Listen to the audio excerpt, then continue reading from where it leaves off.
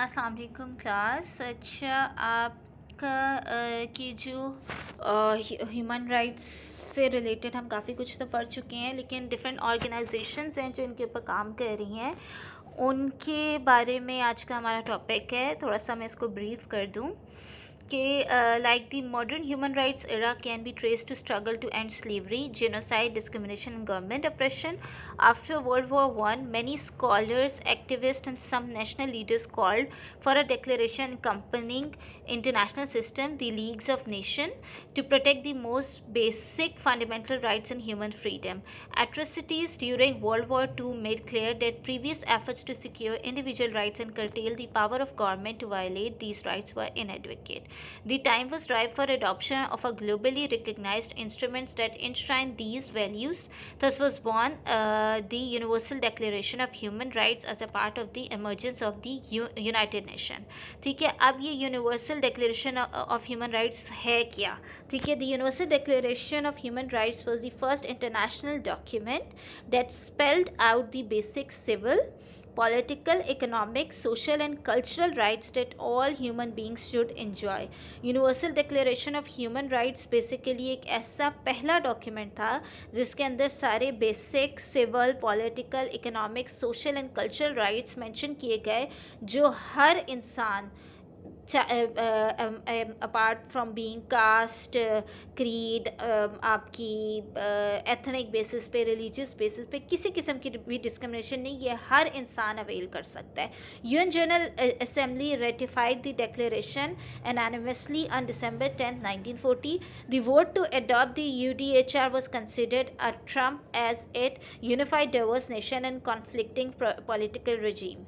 The Universal Declaration of Human Rights was not legally binding, though it carried great moral weight, कि इसका कोई legal binding नहीं है, but इसकी अहमियत बहुत ज़्यादा है. In order to give the human rights listed in the UDHR the force of law, the United Nation drafted two covenants, the international covenant on civil and political rights. अच्छा, अब UDHR को मनवाने के लिए यूनाइटेड नेशन ने 2 कॉन्वेनेंट drafts लिखे थे. एक international covenant on civil and political rights and the international covenant on economic, social and cultural rights. एक सिविल और पॉलिटिकल राइट्स के ऊपर है और एक economic, social and cultural rights पे. The division of rights between these 2 treaties is artificial, a reflection of the global ideological divide during the cold war. अच्छा, ये क्यों डिवाइड किया गया था? It's not basically a division, हर तरह से नहीं किया हुआ, ये सिर्फ एक रिटन डॉक्यूमेंट के हिसाब से उन्होंने किया हुआ है.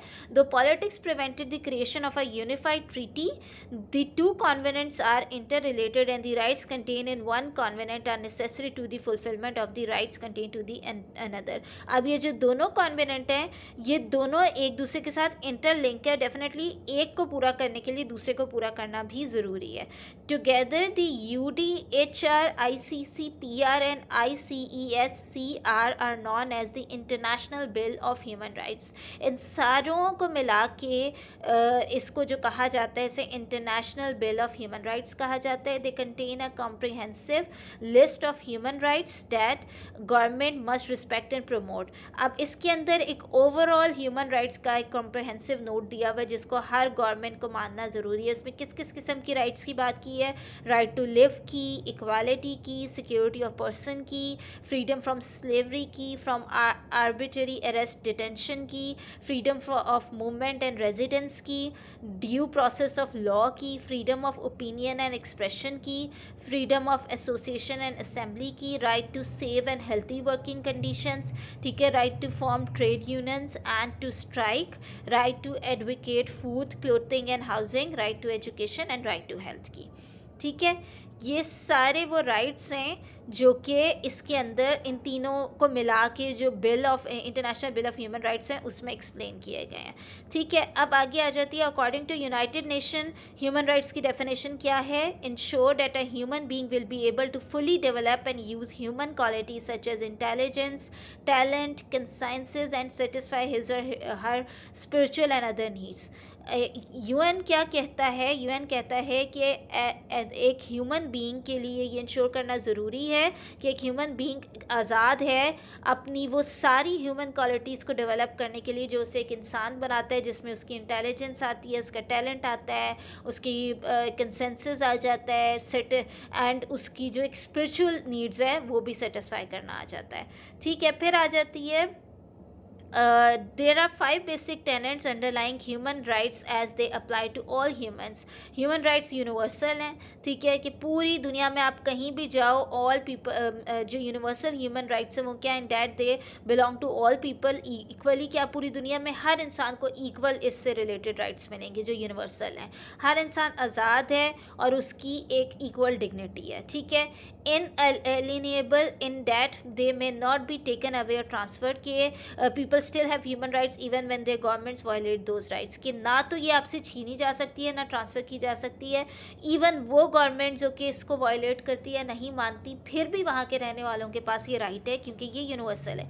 Interconnected because of the fulfilment or violation of one rights affects the fulfilment of other rights. क्यों इंटरकनेक्टेड होते हैं? क्योंकि एक राइट को अगर आप फुलफिल नहीं करते, वायलेट करते, तो दूसरा राइट भी वायलेट होता है। Indivisible has no right can be treated in isolation, no one right is more important than other, ठीक है। आप इसको आइसोलेशन में कोई राइट नहीं ट्रीट कर सकते, ये सारे इंडिविजिबल हैं, ठीक है। और ऐसा भी नहीं है कि एक राइट ज़्यादा इंपॉर्टेंट है, दूसरा राइट कम इंपॉर्टेंट है, सारे राइट्स इक्वली इंपॉर्टेंट है। और non discriminatory in that human rights should be respected without distinction, ठीक है। कोई रिस्ट्रिक्शन, एक्सक्लूशन और race, colour, age, national, ethnic, language, religion, sex की बेसिस, किसी भी बेसिस पे आप डिस्क्रिमिनेट नहीं कर सकते, ठीक है।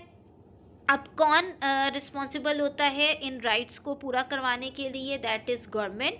Under human rights treaty government have primary responsibility for protecting and promoting human rights. Human right treaty के अंडर गवर्नमेंट की रिस्पॉन्सिबिलिटी है कि वो ह्यूमन राइट्स को अपनी कंट्री में प्रोटेक्ट करवाए और उससे प्रमोट करे, ठीक है। According to universal declaration of human rights, every individual and every organ of society shall strive by teaching and education to promote respect for these rights and freedoms and by progressive measure national and international to secure their universal and effective recognition and observance, कि हर individual और हर जो organ इस society में रहता है उसको इसकी तालीम मिलनी चाहिए और वो प्रमोट करे और रिस्पेक्ट करवाए इन राइट्स की, और हर इंसान को ये आज़ादी मिलनी चाहिए कि वो नेशनली, इंटरनेशनली और यूनिवर्सल लेवल पे इन्हें इन राइट्स को समझे भी और इन्हें अवेल भी कर सके, ठीक है। अच्छा, कहाँ गई, ठीक है। अच्छा, इसमें वही रिस्पेक्ट, प्रोटेक्ट और फुलफिल, ये तीनों जिम्मेदारी गवर्नमेंट की है कि वो इन राइट्स को रिस्पेक्ट करवाए इंडिविजुअल्स के दरमियान थ्रू कोर्ट के ज़रिए और जिस भी वे में कर सकता है। प्रोटेक्ट करवाए कि अगर कहीं वायलेट हो रही है तो उसके अगेंस्ट जो है, जैसे यहाँ पे उन्होंने दी है, governments can protect human rights by कोई लॉ पास करके, ठीक है, जैसे ह्यूमन राइट्स की वायलेशन हो रही है। सिविल एक्शंस के कोई पनिशमेंट दी जाए, जैसे कि डोमेस्टिक वायलेंस हो रहा है या कोई डिस्क्रिमिनेशन हो रहा है, तो लॉ और पनिशमेंट के थ्रू, ठीक है, लोगों को एजुकेट करके कि ये उनका राइट है और इसको वायलेट करने पे उनको क्या सज़ा हो सकती है, या इसको वायलेट करने पे वो कैसे क्लेम कर सकते हैं, दूसरे को कैसे सज़ा दिलवा सकते हैं। ये प्रोटेक्ट करना और फुलफ़िल करना किस तरह से है कि government free high quality public education दे रही है, आपको लॉयर प्रोवाइड कर रही है, ठीक है, आपको पब्लिक पार्टिसिपेशन करने दी जा रही है, आपको गवर्नमेंट की कंट्री की तरफ से फंडिंग और सोशल सर्विसेज दी जा रही हैं, ठीक है, और आपको राइट टू वोट दिया जा रहा है। तो ये तीनों चीज़ें रिस्पेक्ट, प्रोटेक्ट एंड फुलफिल, ठीक है। फिर आ जाती है इंटरनेशनल ह्यूमन राइट्स सिस्टम में कौन कौन से हैं, इसमें यूएन आ जाता है। यूएन क्या है? The United Nation is a global organisation made up of almost every country in the world. The United Nation promotes and protect human rights through several key human rights bodies. United Nation एक ऐसा इदारा है जो कि global इदारा है, international, जो almost हर दुनिया की हर कंट्री में पाया जाता है। यूनाइटेड नेशन का मकसद है ह्यूमन राइट्स को प्रोटेक्ट करना और प्रमोट करना अपनी डिफरेंट उसकी जो रूलिंग बॉडीज़ हैं जो हर कंट्री में एग्जिस्ट करती हैं उनके थ्रू, ठीक है।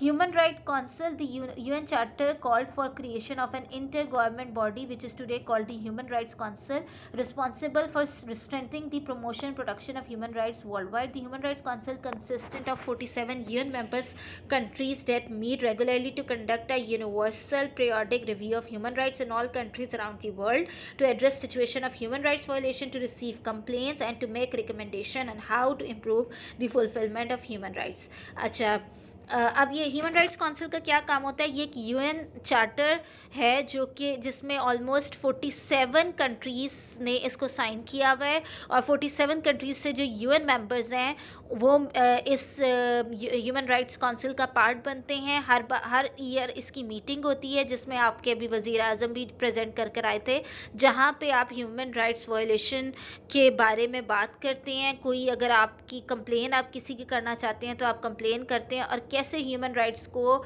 फुलफ़िल करवाया जाए हर कंट्री की तरफ से रिकमेंडेशंस भी आती हैं. ठीक है.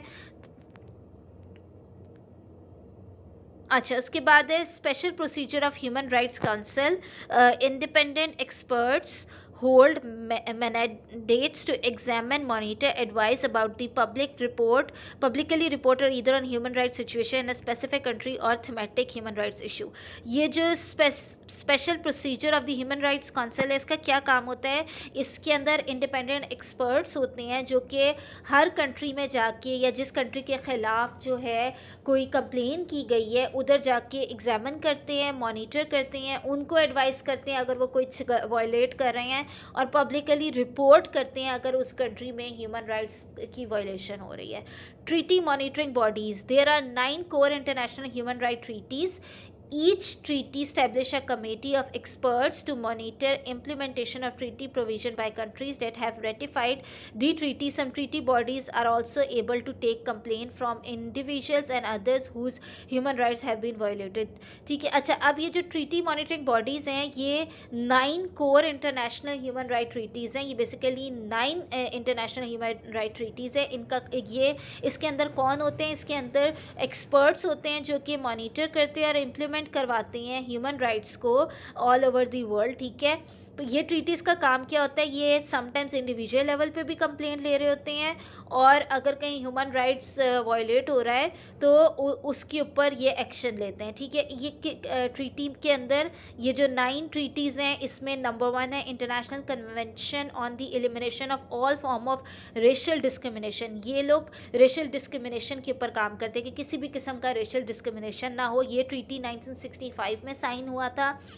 ये CERD कहलाता है, international covenant on civil and political rights. ये ICCPR 1966 में हुआ था. ये सिविल एंड पॉलिटिकल राइट्स को इम्प्लीमेंट करवाते हैं, और अगर इस पर कोई वायलेशन हो रही है तो उसके ऊपर एक्शन लेते हैं. फिर थर्ड जो है economic, social and cultural rights है, ICESCR. ये भी 1966 में हुआ था. ये economic and social and cultural rights को देखता है. Convention on the elimination of all form of discrimination against women, CEDAW, ये 1979 में हुआ था. ये किसी भी किस्म की डिस्क्रिमिनेशन अगेंस्ट वुमेन को चेक करता है. Convention against torture and other cruel, inhuman और डिग्रेडिंग ट्रीटमेंट और पनिशमेंट. कैट का क्या काम है? किसी भी किस्म का, ये 1984 में साइन हुआ था. किसी भी किस्म का टॉर्चर, इनह्यूमन एक्ट या डिग्रेडिंग ट्रीटमेंट या क्रूअल एक्ट जो है उसके अगेंस्ट पनिशमेंट देना, और अगर कहीं वायलेट हो रही है तो एक्शन लेना. ठीक है. फिर rights, convention on the rights of the child, CRC 1989 में साइन हुआ था. ये ट्रीटी, इसका काम है चाइल्ड राइट्स को देखना कि पूरी दुनिया में चाइल्ड राइट्स जो हैं वो पूरे हो रहे हैं, अगर वायलेट हो रहे हैं तो उसके ऊपर क्या एक्शन लिया जा सकता है, उसको कैसे बेहतर बनाया जा सकता है. International convention on the protection of the rights of all migrant workers and members of their families. ये CRMW 1990 में बना, ट्रीटी साइन हुआ. इसका काम जो है ये चेक करना है कि जितने भी जो महाजिर हैं या जो मिग्रेंट्स हैं जो यहाँ से कहीं और जाके काम कर रहे हैं या उनकी फैमिली मेम्बर्स हैं, वो लोग सेफ़ हैं, सिक्योर हैं, उनको उनके राइट्स मिल रहे हैं दूसरे कंट्री में, और अगर नहीं मिल रहे तो उसको कैसे प्रोटेक्ट किया जाए. Convention on the rights of persons with disability, CRPD 2006 में साइन हुआ. ये डिसेबल लोगों के राइट्स को श्योर करवाते हैं, और अगर वायलेट हो रही है तो उसके अगेंस्ट कैसे स्टैंड लेते हैं और रिकमेंडेशंस देते हैं कि इसको कैसे मज़ीद बेहतर बनाया जा सकता है. फिर international convention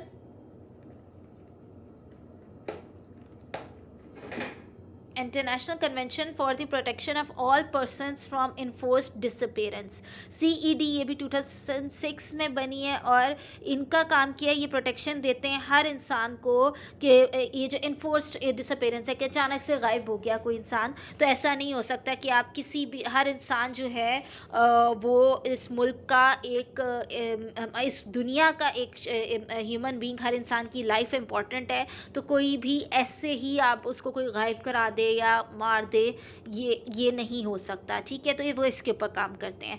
office of the high commissioner for human rights, OHCHR and other UN agencies. अच्छा, OHCHR ये क्या है? Is the centre of most human rights activities of the United Nations. जितनी भी यूनाइटेड नेशंस की एक्टिविटीज़ होती हैं ये उनका सेंटर पॉइंट है, office of high commission for human rights, ठीक है।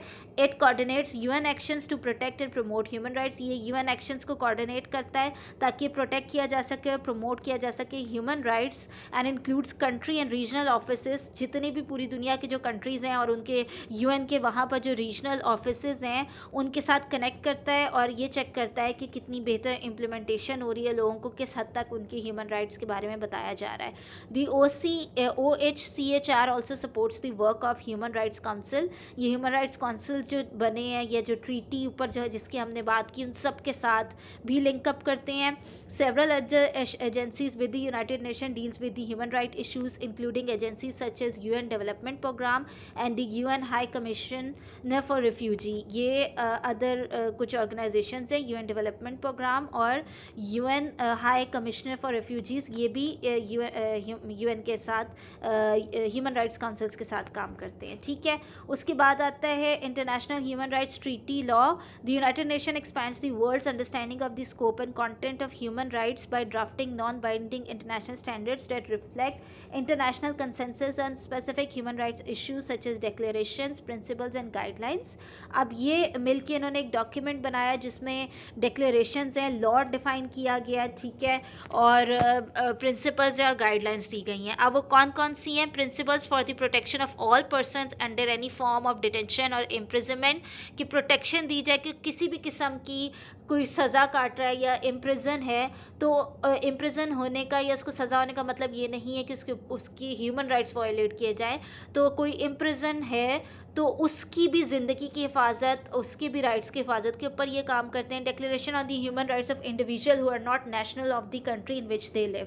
ऐसे लोगों की राइट्स को वायलेट ना होने देना या उनको प्रोटेक्शन देना। जैसे मैं पाकिस्तानी हूँ, मैं जाके अमेरिका में रहती हूँ तो मैं अमेरिकन नेशनल नहीं हूँ, मैं वहाँ रह रही हूँ, तो ह्यूमन राइट्स मेरे राइट्स का ख्याल रखेगी कि मैं किसी और मुल्क में मुझे वो राइट्स मिल रहे हैं या नहीं मिल रहे। फिर ये डिक्लेरेशन जो इंडिजिनस पीपल्स को दिया जाता है कि उनके राइट्स के लिए, ये भी वही हैं जो रेफ्यूजी या कहीं और से आ रहे हैं, ठीक है। फिर आते हैं rights of person belonging to national or ethnic, religious and linguistic minorities. अब नेशनल लेवल या एथनिक बेसिस पे जो माइनॉरिटीज़ से या रिलीजियस बेसिस पे या लिंग्विस्टिक बेसिस पे जो माइनॉरिटीज़ में आते हैं, जैसे हम बात करते हैं ना उनके राइट्स के ऊपर ये काम करते हैं। जैसे महाजिर जो हैं, दैट इज़ लिंग्विस्टिक माइनॉरिटीज़, ठीक है। फिर बांग्लादेशी अगर आप कह लो, आपके यहाँ आए हुए हैं। रिलीजियस बेसिस पे हम जैसे अहमदीज़ की बात करते हैं या मुस्लिम्स कहीं और जाकर हैं, या हिंदू हमारे यहाँ हैं, या क्रिश्चियंस हमारे यहाँ हैं। एथनिक बेसिस पे हो जा, ये डिक्लेरेशन इनके राइट्स की को देखता है, ठीक है। फिर ट्राइबल पीपल के ऊपर एक कन्वेक्शन है कि उनके राइट्स के ऊपर काम होता है। Standard minimum rules for the treatment of prisoners, कि प्रिजनर्स के साथ कैसा ट्रीट किया जाए, उसके भी रूल्स बनाए गए हैं, ठीक है। फिर United nation principles for older person, बूढ़े लोगों के लिए भी रूल बनाए गए हैं। Guiding principal on business and human rights, के बिजनेस ऐसा कोई बिज़नेस ना किया जाए, जैसे हम कहते हैं ना ह्यूमन ट्रैफिकिंग इज़ अगेंस्ट, ये बिज़नेस तो है, या चाइल्ड लेबर, ये ह्यूमन राइट्स को वायलेट कर रहा है, तो ऐसे बिज़नेस के अगेंस्ट काम करते हैं। ये राइट्स एक्सप्लेन किए गए हैं। पे United Nation rules for protection of juvenile deprived of their liberty, juvenile जो बच्चे जिनसे क्राइम हो जाता है उनके प्रोटेक्शन के लिए भी UN काम करती है। फिर other international human rights bodies कौन सी हैं? इसमें the international labour ILO, in addition to United States, there are United Nations, there are other international organizations involved in creating, monitoring, and enforcing international human rights standards. Some of these international organizations focus on a particular category of human rights issues, while others restrict their focus on to a geographic region. International Labour Organization ILO oversees a group of legally binding conventions that guarantees certain human rights related to work, especially freedom of association and effective recognition of the right to collective bargaining, the elimination of all form of forced or compulsory labor, the effective abolition of child labor, and the elimination of discrimination respect of employment and occupation. ILO काम करती है, ये labour international labour organisation है जिसका काम है दुनिया भर में जहाँ पे भी लोग काम कर रहे हैं, जो लेबर हैं, उनके राइट्स उनको प्रोवाइड करना, जिसमें उनके पास फ्रीडम है कि वो कोई भी पार्टी ज्वाइन कर सकते हैं, किसी से भी एफिलेट कर सकते हैं, ठीक है, और वो अपनी बात के ऊपर बार्गेन कर सकते हैं मिलके, ठीक है, और फिर किसी से कोई फोर्सफुली काम ना करवाया जा रहा हो, चाइल्ड लेबर के अगेंस्ट जो है पनिशमेंट्स देती हैं। ये international labour organisation child labour को रोकने के लिए काम करती है, किसी भी किस्म की अगर डिस्क्रिमिनेशन हो रही है इसके ऊपर काम करती है। फिर इंटरनेशनल क्रिमिनल कोर्ट है, is an independent permanent court that tries persons accused of most serious international crime like genocides, crime against humanity, and war crime. ICC is based on Rome Statute, a treaty ratified by 122 countries and that provides jurisdiction over these crimes and complements the national legal system. ये international criminal court ये international level पे बना हुआ एक independent इदारा है जो कि बहुत बड़े किस्म के क्राइम्स जो कि ह्यूमन राइट्स को वायलेट करते हैं उनकी सज़ा सुनाता है, जैसे जीनोसाइड्स हो गया, कोई इंसानियत के ख़िलाफ़ क्राइम किया गया है, फिर वॉर क्राइम किया गया है, तो ये इनके ऊपर काम करते हैं। ये रोमन स्टेचर पे बेस्ड करता है और ये ट्रीटी 122 कंट्रीज़ ने जो है वो साइन किया है, ठीक है। उसके बाद आते हैं regional system for the protection of human rights. In addition to international human rights system there are currently 3 regional specific treaty based system for the protection of human rights. The 3 regional systems were each established under the auspices of larger intergovernmental organization for regional cooperation, the Council of Europe, the Organization of American States and the African Union। ये 3 regions भी बने हुए हैं जो कि human rights के ऊपर काम करते हैं, ठीक है।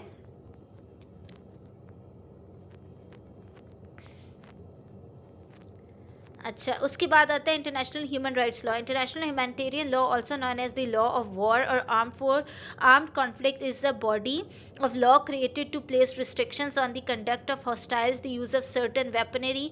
ये इंटरनेशनल ह्यूमैनिटेरियन लॉ क्या करता है, ये वॉर और कॉन्फ्लिक्ट के अगेंस्ट काम करता है, जहाँ पे किसी भी किस्म का इलीगल असला रखना, बहुत सारे असले रखना, बॉम्ब्स को रखना, सिविलियंस को नुकसान पहुँचाना, इसके ऊपर काम करते हैं ये ठीक है।